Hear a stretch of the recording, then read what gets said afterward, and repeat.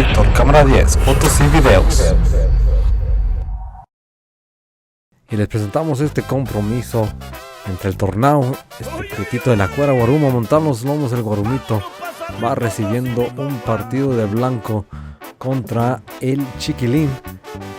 Este prietito de la Cuara Vallesano, montando los lomos, miramos a el Caritas.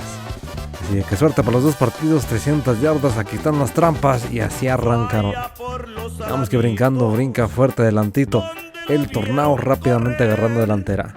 Sin embargo, rápidamente empieza a alcanzar el Chiquilín, que entre más partido va sacando, llegando a las 300 yardas, señores, dominando el Chiquilín, llevándose el compromiso con todos los partidos. Felicidades a la Cuara Vallesano. Donde se crió de potrillo, es un freno bien pintado. Se le mira muy bonito cuando anda por los carriles, se ve fachioso el frenito.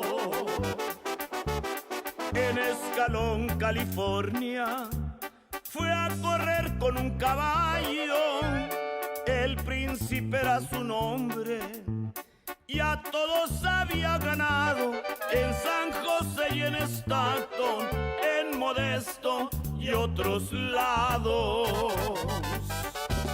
Cuando se abrieron las puertas y las cuartas les bajaron, en 200 el frenito ya se había adelantado, en 300 con la faja al príncipe destronaron.